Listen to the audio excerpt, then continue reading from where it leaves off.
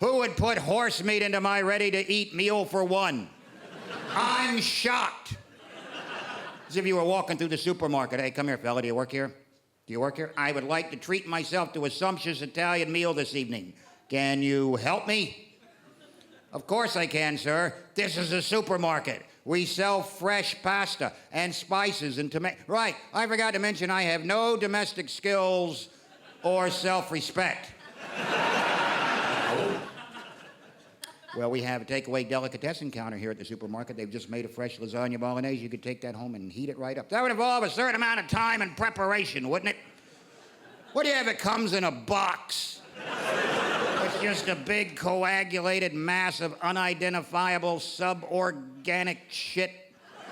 It's then wedged into a little brown plastic bedpan. I can just shove into a microwave and push a button and watch it twirl around. And every time it comes around, give a big old fuck you to my mother and her mother and anyone who ever spent countless hours in the kitchen making tasty, palatable meals. What do you have for less than £1? That I can parade through the supermarket so everyone can see what a loser I am with my meal for one. With a serving suggestion on the front I don't even intend to live up to. Because trust me, I'm just going to stand in the kitchen in my underpants and eat whatever comes out of this box. I don't give a shit. I don't even have cutlery. I'm eating it out of a fucking Frisbee with a shoehorn, okay? I don't care. I'm going to shove it into an irradiated box and stare through the window like some warden on Texas death row who's just strapped his own dignity to the electric chair and fried it at 50,000 volts. Do you have anything like that? But I don't want any horse meat in it. Standards.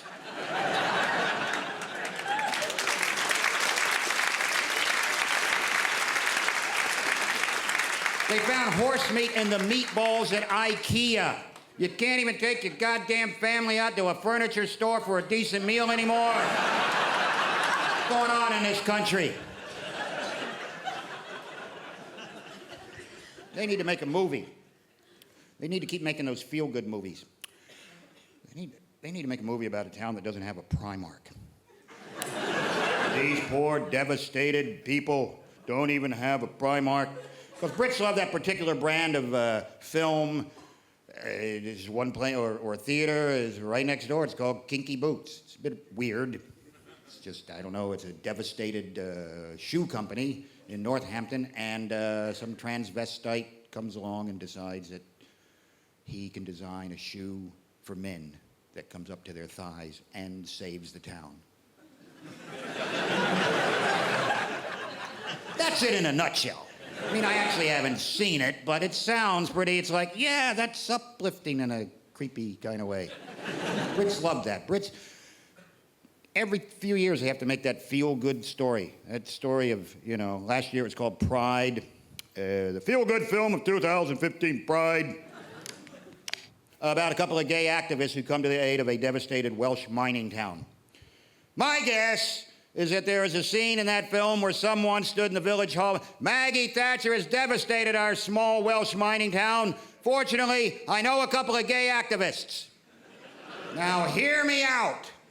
And you think, wait a minute, haven't I seen this film before? Oh, maybe 20 years ago. Maggie Thatcher has devastated our small northern mining village. Fortunately, I know a small boy who likes the ballet.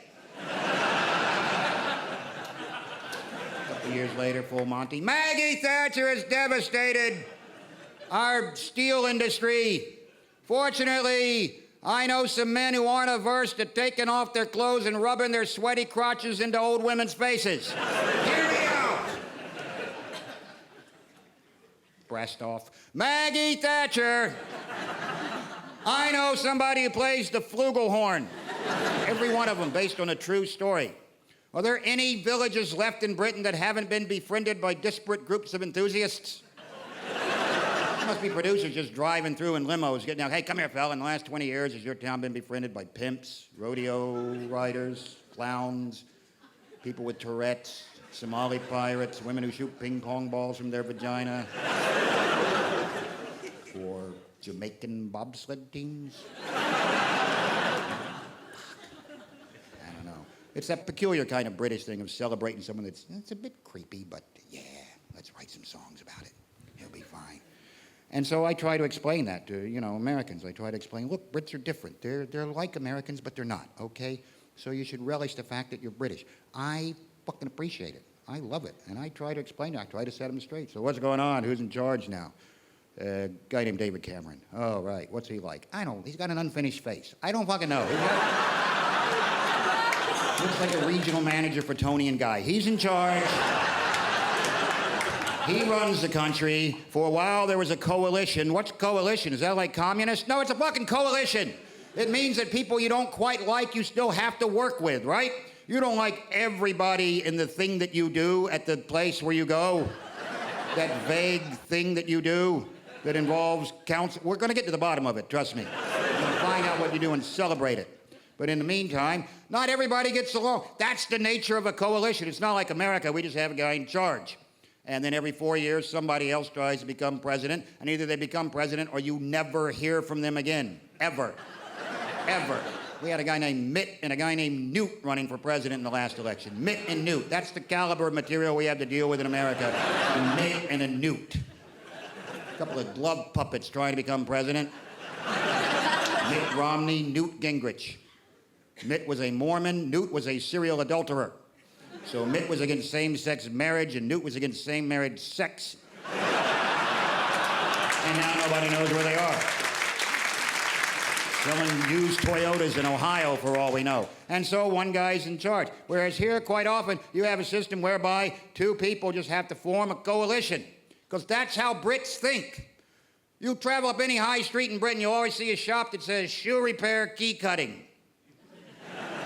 You never even question that, do you? No one has ever sat down and thought, is that an actual business plan of some sort? Down and said, well, people need their shoes repaired, and sometimes they need extra keys. What doesn't make sense?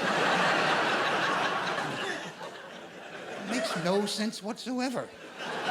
It's just sad, because you go in there usually to get your shoes repaired, and then you got to confront the key guy who's just standing there covered in cobwebs with a bunch of empty key blanks behind, just staring at you.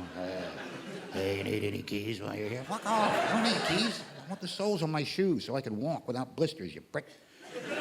Who are you? Well, I'd be the Nick Clegg in this particular relationship as well.